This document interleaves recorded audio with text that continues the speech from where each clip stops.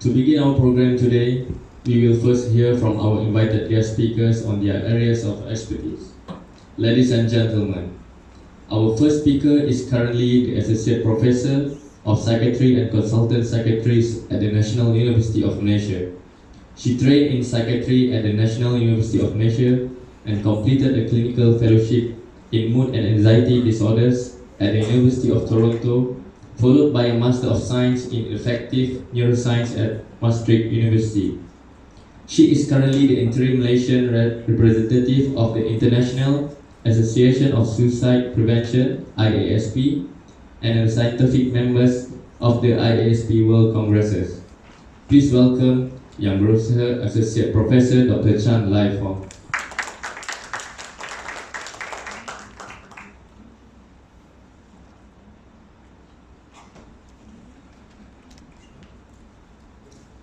Thank you very much. I'm really honored to be here today. Many thanks to the organizers, CMCF, and all who are present here who have made time to come. Before I begin, I would like to acknowledge the lived experience of those of us here who may have had experiences of mental health issues and suicidal behavior and lost in this room. If anyone feels the need of taking a break, taking a breather out of this room for a while, please feel free to do so. And if anybody needs to reach out for support, we are here. Dr. Ravi and I are here. Please come. We're always happy to help. I think most of us here would have heard of the, I think by now infamous case whereby Malaysia made not only national news but international news, the very tragic case of our Sarawak teenager who died by suicide. Instagram, the poll, I don't have to belabor the details. I think it was kind of a wake-up call for all of us to sit up and realize that, what can we do as a society and what role can the media play in prevention of suicide. Let's see how I can work the slides. Okay, great. So I'd like to start by introducing the concept of safe messaging, which is something that's been developed by the suicide prevention team, National Action of Alliance. It's a public-private partnership in the US, and it espouses what we mean by responsible reporting of suicide in media. So if we look at the first content, I'm trying to see whether I can work the slides. Okay, great. We look at safety, and what do we mean by safety? Just like to highlight one example, for those of us who are familiar or like literature, we may have heard of Goethe's pretty famous novel, Sorrows of Werther, where the terminology Werther effect has been borrowed from. So in that particular novel, the protagonist Werther unfortunately was portrayed by dying by suicide. And what was tragic about it was that the way he died by suicide was very explicitly detailed in the novel. And there was a spate of what we called copycat suicides in Europe in the 18th, 19th century. It was to the extreme where young men would dress like Werther, walk the streets, and die by suicide by a similar method portrayed in the novel. So researcher Philip wrote a paper, and he has been attributed as the person who used the term Werther effect to try and explain what we now coin as suicide contagion, as in if a particular method or way of suicide is portrayed very vividly and explicitly in media in any form, there is a real risk of people who already have other vulnerability factors to suicide, whereby suicide is very multifactorial, there's usually no one cause, but already people who are already vulnerable, seeing how can one die by suicide, when it's portrayed in the media, and especially if the person identifies with the victim very much. For example, celebrity suicides, where there's a lot of adulation of the celebrity and the glorification of the death. There's this real risk of what we call copycat suicide contagion. So, it's not all bad. The news is not all bad. The media also has the potential to play a protective role, and authors in Vienna have borrowed from opera, Magic Flute by Mozart, whereby in the Magic Flute, Papageno, the protagonist, he was experiencing a suicidal crisis. And in his moment of difficulty when he was about to attempt suicide, 3 friends came along, gave him support, kind of helped him see an alternative to dying by suicide, as a solution out of his problems. And he was, in a sense, rescued.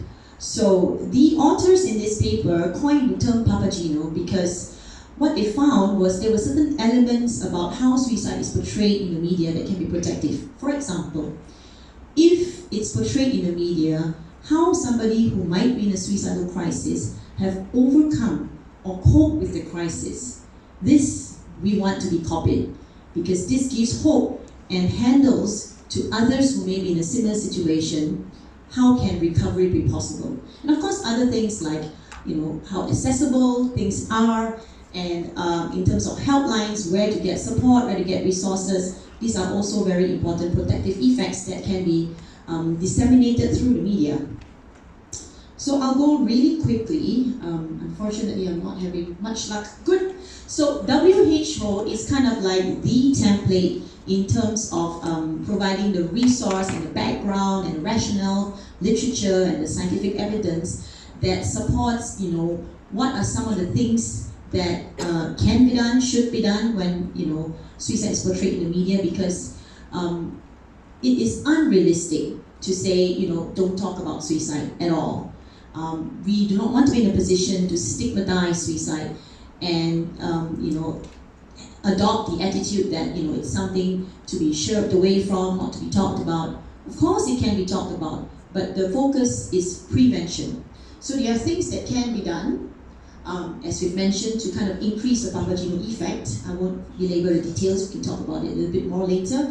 But one of the key things that I wanted to highlight, the big don'ts, is, as we've talked about the Werther effect, it's really not recommended to detail very explicit details about how a person actually died by suicide, up to, not only the methods, but how the method was implemented, for example, which does happen now and then, especially graphically. That's really, it's really not recommended because, a picture paints 1,000 words. If you have just one photo with all the red arrows showing exactly how it happened, that's really not recommended. So next. Okay, so Mindframe is one of the collaborators that we work with in terms of research and also supporting us in terms of content expertise. So they're actually a governmental body where they have media industry people in there, and they have a lot of guidelines. We can share some more resources. A quick one about, a lot of times we get the comments like, okay, so if we're not supposed to be explicit about portraying or detailing methods, how do we actually tell the story? I mean, it's easy to say, don't do this, don't do that, but do we actually have handles how to actually portray it? So a quick one here is, for example, if somebody dies by an overdose, we don't have to go into so many details, the specific poison or the specific name of whatever drug that was consumed or the amount. We can say things broadly by referring to, for example, a cocktail of drugs and medications, and leave it at that. So you're still reporting the story, and you're still, in a sense, giving information, but the absolute detail is not necessary. And especially public spaces, not necessary to highlight a so-called hotspot. So celebrity suicides, as we mentioned, there's a huge contagion effect, so there's a lot of care that needs to be done when reporting celebrity suicides. And I would just like to highlight this particular paper and end off here, probably, to show, yes, that if the reporting is safe, and that increases safe reporting, and when unsafe reporting, as we've mentioned just now, decreases, and the gap narrows, we can actually see a very tangible effect on the reduction of suicide rates in student suicides, and this has been shown in Hong Kong very clearly. I'd just like to end off quickly with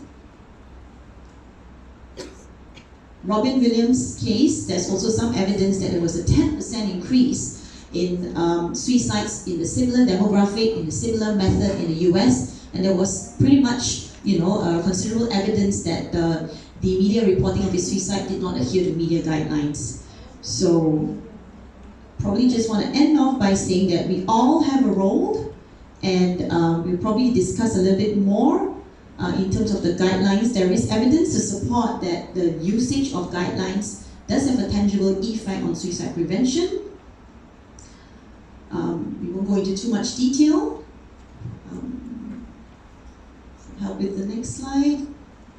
And maybe if you can just help me just click it so that the whole diagram shows. I just want to demonstrate that it's a bit of a complex thing when we talk about, who's reporting, where's the information coming, how's the dissemination, and it's not just about, say, the media industry per se.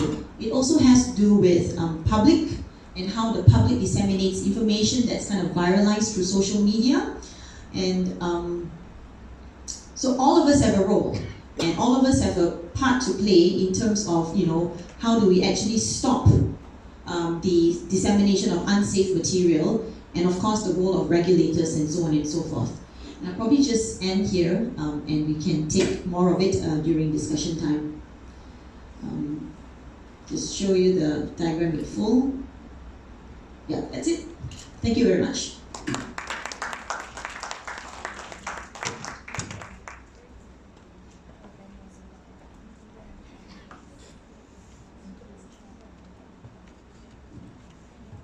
Thank you, Associate Professor Dr. Chan Lai Fong, for your sharing.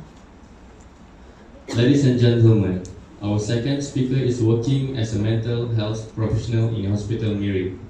He is a member of the Royal College of Psychiatrists since 2017. He is a suicide prevention advocate, one of the administrators of Laman Minda Mental Health Advocacy Group, and part of the Suicide Prevention Research Malaysia Research Group. Please welcome Yang Berusaha Dr. Ravi Varma Rao Paniselva.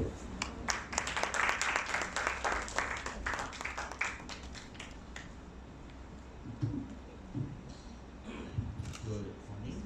Let me try to work the slides first before I start talking. Point that.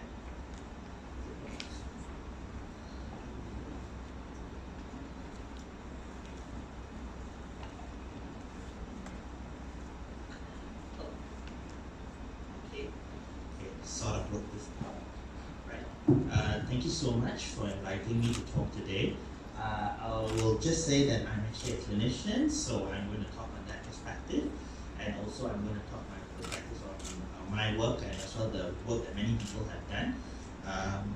Firstly, I'm just going to be talking a bit about the fact that when we talk about suicides, it sometimes can cause a lot of distress.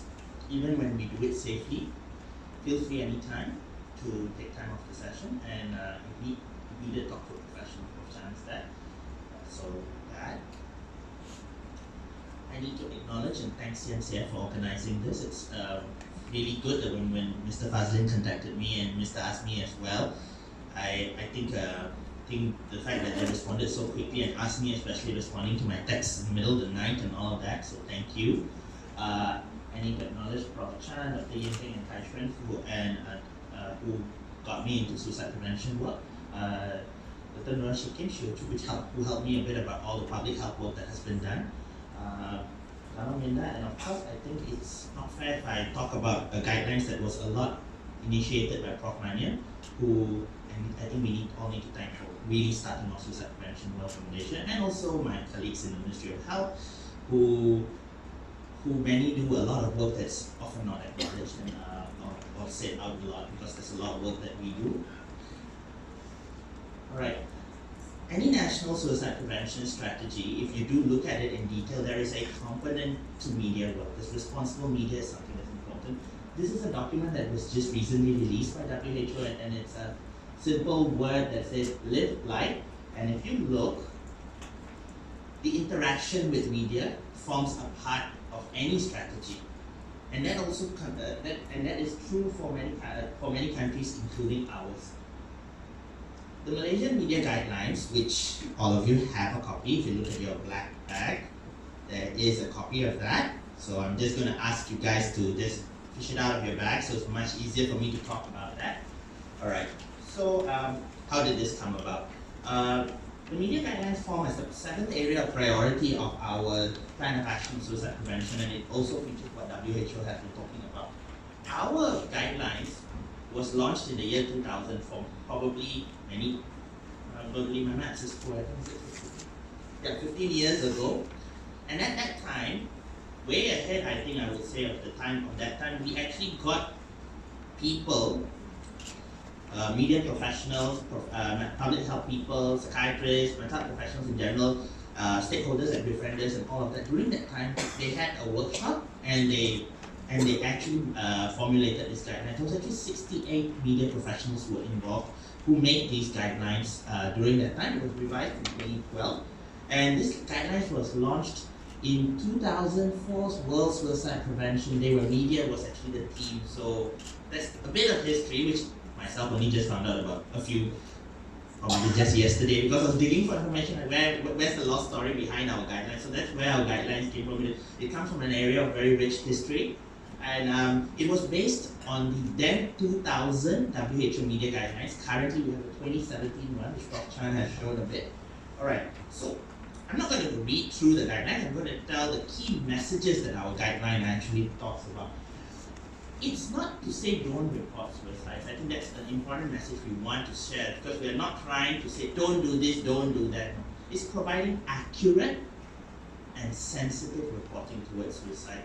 So that is something that the core aim of our guidelines are. And if you want to summarize the messages of the guideline, one of it, I think when I was about to talk about it, I think if you guys were listening to Isham talking, that's one of the most important things. Handle statistics safely. Information can be presented like this bottle of water. If there's half of it empty, you can choose to highlight which one do you want to highlight. If it's a half empty bottle, you can talk about that, or you can talk about things that are there. Whatever message you are giving out to the public, I mean everyone, it's not just the role of media, it's the role of every one of us when we talk about something, especially talk about something that is so distressing. Why do you want to talk about it? Do you want to talk about it for the sensation of it, or do you want to talk about it so that it doesn't happen again? The role, the prevention, talk about it, and conversations should be of that inspires hope, and that's the core essence of what media guidelines are all about. They're not supposed to be actually prescriptive. They may have do's and don'ts and all, but they're not rigid in the sense that do this, do that, and do whatever not. They are mostly to say, they're mostly for us to see how we put the message across. So handle statistics. Understand that suicide is a very complex thing, multi-causation, and it has many interactions that go around when it needs to happen. And so that reports and communication and any kind of message should not just point to one cause. Refraining from an explicit description of method. Dr. Chan spoke a lot about this. And there is a huge role of responsibility in safeguarding the dignity of the victim and the survivors, and the many people who could be affected. We do not have exact numbers what happens in countries like Malaysia, where we are very, very heterogeneous in populations, but a lot of people get affected by a single suicide. It's not just the person, it's not just his or her immediate family, or also the people that he or she lives with. People actually, that it affects, it's a ripple effect, the amount of people who actually can get affected by suicide, and how the reporting goes about actually matters, and how this effect is modulated. Alright, and there's also a conscious effort that all of us have, that we end up, that how you present that story. Where is it? Which part of the paper does it appear? What colors do you use? How do you put the graphics there? So this is one of the things, the essence that, and who runs the story and how often you run the story. These simple where, what, why, how, when questions really matter when we start talking about suicide. And that's something that the guideline touches upon. And ideally, we hope that we prevent suicides. Alright, there's a lot of material that I put, so for people like me who can't really seem to follow so much, the group that I work with have actually made a nice infographic. This is available in the Facebook page. You just look for this, Pelapora Media Secara Selamat, and then just going to highlight this. Be careful when you report celebrity suicide. Don't put locations, how you put the story title out, how you portray that story, the respect and dignity you need to afford to victims, as well as use this opportunity to educate the public how they can actually prevent suicide. So that should be the key message about that. It should be preventing suicides. And I'm going to touch a little bit more. From 2004 till now, the biggest thing that has changed with the way we communicate is media. And we have more mobile subscriptions than people that we have in Malaysia, and I think that's really important for us to know. So our media usage, 4 in 5 Malaysians actually are online and they use the internet. So that is another way, another speed, another dimension where we should look into to think about how we are communicating. And handling social media is something that's an evolving art, and it's a long discussion of it altogether. How you put your story, what are your key, what are your bylines, what do you put as a title, do you put clickbaits, what pictures do you use, do you even use pictures, and how often do you report, what about the share status, what about comments, do you even should have a like handle to that? I wonder, I'm just asking questions, I myself don't have any answers on that. Alright, these are some recent guidelines. The one from Hong Kong is very much useful for people who are for media practitioners. The Canadian guidelines on safe messaging is amazing. I really like reading it. It's very safe. I didn't even talk about what pictures you can use. But if you want to go for the most, if you want to go really current, this is the newest one that came about last month. This is a guide for filmmakers. The WHO resource for filmmakers on preventing suicides. Alright. Okay. We have all these guidelines. We've talked about a lot of things, and I probably what I've been talking about so far is what we have, what has already been said by the previous speakers, and what is already there in the book, and how ideally to do it. But how often do we actually do it, and how often does it get translated in day-to-day work? Johari et al. Analyzed online newspaper reports in Malay and English from March 2014 to November 2016, and they concluded that most stories of suicide in Malaysia are presented in a more harmful manner. And then going on further this year, Victor et al., they actually found that the common frame of newspapers, and they went on to looking into Mandarin newspapers as well as Tamil newspapers that have the highest circulation, that the common frame is the method of suicide, including details of the methods that were used by victims. This is the common frame of the stories that they have related. So, and they get the information from the police, and they just use all of that information. And then there's very limited articles that actually talk about health-seeking behaviors, and on the whole there is a lack of adherence to the guidelines. This is not something that we are just saying, or people are just saying. These people who have done actually research work and have found this, and it's already, the Victor et al. Papers are also accessible for public domain for those who are media practitioners. So there are the guidelines, and then there's the evidence that the guidelines are not really, we are not really I wouldn't want to use the word following and being hardline by the guidelines, by the fact that the guidelines are not really, our practice doesn't seem to be concordant to the guidelines. So what do we do about that? So this is something that I'm going to personally share about the work that we do that I have done in Miri, that we found that this is just very, very personalized, so it might not apply everywhere. Working together helps. The guidelines can sometimes seem very vague, and sometimes can seem very difficult to follow as well. So sometimes when you have questions, it's always good that this is when stories that when you're writing story, working together helps. When there was a suicide in Miri, the journalist actually approached us and asked us, like, how do we go about it and what you should do? So we were talking about these are the guidelines, this is what we can say. And there was a discussion before putting up the story. Yes, in real newsroom situation you might not have that time, but there's something that, so where do we work together? You guys can probably even work together within your group in the newsroom itself. And there are some challenges to why these guidelines are not adhered. One of the things, guidelines may seem restrictive. They might take the news out of the whole news. The awareness of those guidelines itself. And in fact, we ourselves are not really clear what is actually safe. How much is safe and where is the guideline? Where do you want? So these are things that's always evolving, and in fact how much your news reaches as well determines what is safe and what is not. So and most of the guidelines go with a lot of don'ts and no's. Maybe a way that we can look into is what we should do before, and also before that going to what we should not do. So that could be something as a way forward. And this is something that not many people talk about, self-care for people who report about suicides.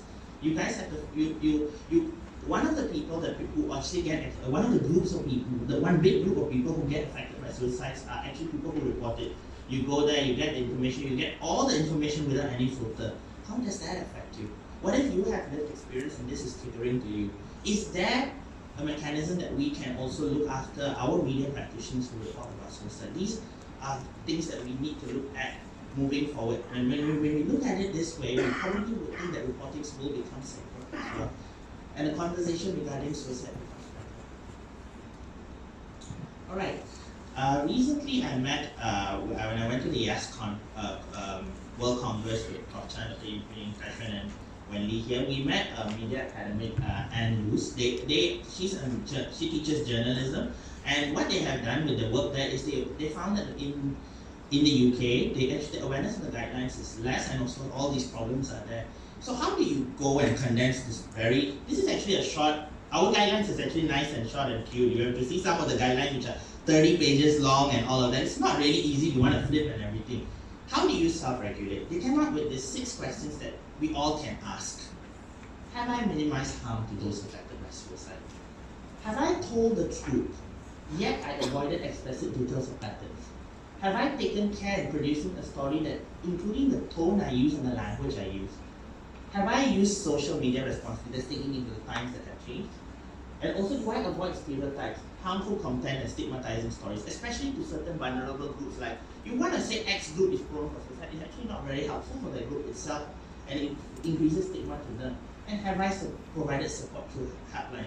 This is something that everyone can just carry a card. When you're editing, when you're writing, you can just self-check. And if you keep doing it, it becomes second-hand and it's just of nature that when you write it, when you proofread your article, okay, this is one of the 6 questions that's going on about it. Right? So this is something that it could be easy for all of us to think about. And I'd like to share a quote by Anne, who has given me permission to share this. The most ethical of journalists is one who can ethically report suicides. And I would like to also share one more thing, which is something that who decides what is safe or not is actually yourself, not what other people are doing. It's yourself, and it's something that's where the crux of best practice with regards to self-regulation and also self-reporting lies in. There's some material in this QR code and this link, and if not, we can also email these things to you. So thank you so much.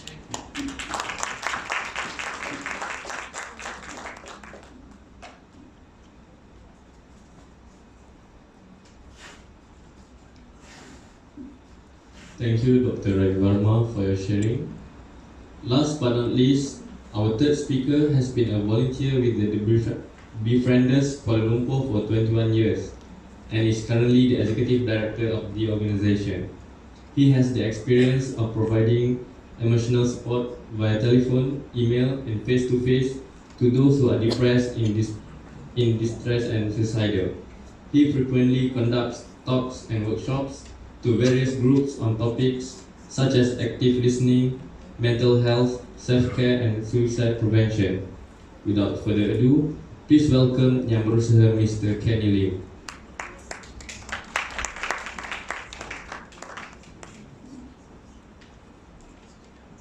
Thank you so much. Very good morning to all of you. How are you feeling so far? Yeah, good. Very heavy stuff, right? This morning, so far. Yeah, and thanks to Dr. Chan and Dr. Ravi for covering a lot about media guidelines. Yeah, so I'm not going to talk about media guidelines in my presentation. I will be sharing about the Befrienders, something that's very close to my heart. Okay. So how many of you here have heard of the Befrienders before today? Almost everyone. So that makes my job very much easier. Okay. So a quick one, our vision and our mission. Yeah.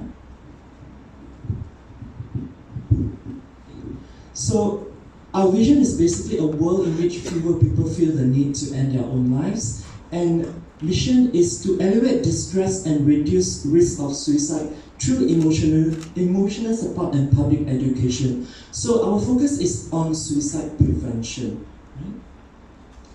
So we started in 1970. This is after the May 13th incident in 1969. There was a communal riot that happened at that time. And after that, a lot of people in KL were feeling very restless. They were very worried. They didn't know what was happening. A lot of questions in them. So a group of people got together and felt that there was a need to start a service for people like this. So they started the Befrienders KL, and it is based on Samaritans of UK, which started in 1953. We started with telephone helpline as well as face-to-face service, 5 hours, 5-day week. Okay. In 1975, we went 24 hours. So in only 5 years, it's 24 hours. And in 1997, we added the email service. So at the moment, Befriended KL offers telephone helpline, email service, as well as face-to-face. The helpline is operated by 120 volunteers, and we also have 2 paid staff who is doing all the administrative work. Right. What we do, we offer emotional support, which is free of charge. Those who call us, those who write to us, come to see us, they do not have to pay for anything. It's confidential, so whatever stories or issues that was shared with us will not be shared with others. It's safe within the society, the center. Okay. When someone gets in touch with us, they do not have to even tell us their real name, okay, or any information that they are not comfortable to share. They only need to share whatever that they want to share with us, okay? And it's a non-judgmental service. I'll go into that later. We also do a lot of public education to create awareness and also to reduce stigma attached to suicide and also mental health issues. There is also a support group for suicide survivors. Suicide survivors are people left behind after a suicide incident. For example, close family members, close friends. So we have a support group where people get together to support each other. Right. There are currently 9 centers in Malaysia, okay, and I'm from Befrienders KL. All of the centers will have at least 1 helpline. Okay. 6 out of the 9 centers have email service as well, and 4 of them have WhatsApp service. Okay. The difference is only the service hour. Okay. And as you can see, Kuala Lumpur is the only one which is offering 24 hours. And we believe that it's a very much needed service, 24 hours, because from my experience as a volunteer, we get a lot of heavy calls in the middle of the night, people who are highly suicidal. Okay. Right, and since August this year, those who are using one of these 8 telcos, they can call the Befrienders for free. This is, of course, very much the effort of a lot of our ministers as well as CMCF who have helped make this possible. Okay? Because previously we have callers who would call us and tell us that I do not have enough credit, so what do I do? Or they were talking halfway and then got cut off because not enough credit. Okay? So these 8 telcos, it's free for now. Okay. A little bit on statistics. The whole of 2018 last year, we have received 30,000 contacts. So those contacts came in through telephone, email, as well as face-to-face. Majority of them came in through telephone, which is about 78%, and then about 20% email, and face-to-face very negligible. I think we have about 50 face-to-face. That means about once a week. In terms of age-wise, fairly young, yeah? Fairly young.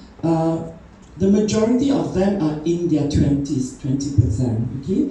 And also a big chunk here, 40%, where we actually don't know how old they are, because maybe in the conversation we did not ask, or when we asked, they refused to tell us, and that is okay. In terms of gender, more females call us, and it has always been like this for the past many years. It has always been almost 2/3 female callers, the rest male. the past 5 years, we can see an increase in the number of contacts that we receive. Okay? From 2016 to 2017, we can see an increase of 8.5%, and from 2017 to 2018, an increase of 11.7%. Okay, this is a lot. And this year alone, since the free calls in August 2018, right, 2019 this year, when we compare the calls we received in August to the first 7 months, yeah, we saw an increase of 27%. Okay, so now people are telling us that it's really difficult to call in, and we are trying to improve that. So we are looking at getting a third line, hopefully soon. Okay. And why do people get in touch with the Befrienders KL? Most of them spoke about mental health issues. 22% of them last year talked about mental health issues. So we have callers who are struggling with depression, anxiety, bipolar disorder. We also have callers who are not diagnosed with mental disorder but struggling with mental health issues. Okay? Other issues are, for example, relationship, family, social issues, for example, with their friends, neighbors, yeah? Job, as well as physical illness. When a caller calls us, we ask them if they are feeling suicidal or not. Okay? And a total of 36% of them said, yes, I am thinking about dying. Okay? That is actually a very high rate. Yeah? Okay. I have to be fast because I have been signaled. Okay. Suicide usually occurs out of the blue without any warning. This is a myth, yeah? The fact is that up to 80% of them have given up warning signs, and there is always this desperate need in someone who is feeling suicidal to talk about their suicidal ideation, to communicate their intention, to look for someone who is able to accept them and listen to what they are struggling with. Okay. So what is important for someone who is struggling with suicidal ideation? First of all, is acceptance to them. To be able to be accepted by someone who's able to listen to me without judging whatever that I'm going through. When I'm talking about my pain, it is okay to talk about my pain. People will not just brush me aside. People will not tell me stuff like, you're feeling this way because you're just too negative. You're feeling this way because you did not pray enough. Okay? All these comments are not helpful. So it's important for us to be able to provide a safe space for people to talk about it. Very sensitive. To talk about my suicidal ideation freely and safely. To be allowed time to talk about it. If I'm not ready, do not force me to talk about it. Yeah? And if I'm ready, give me the time, sit down with me. Yeah.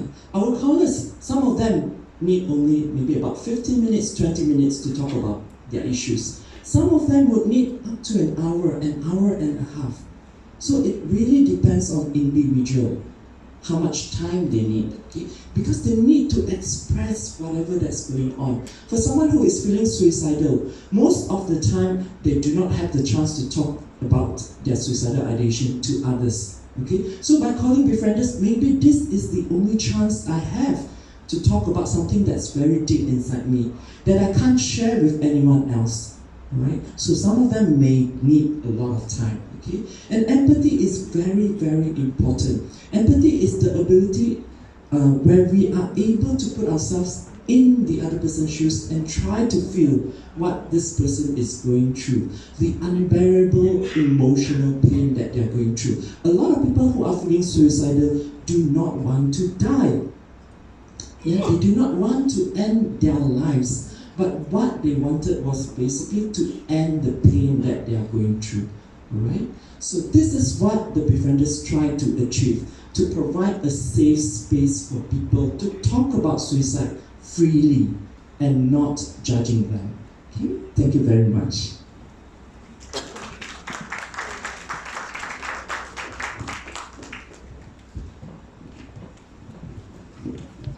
Thank you, Mr. Kennelin, for your insights. Ladies and gentlemen, before we begin with the dialogue session, we will have 5 minutes break. Thank you.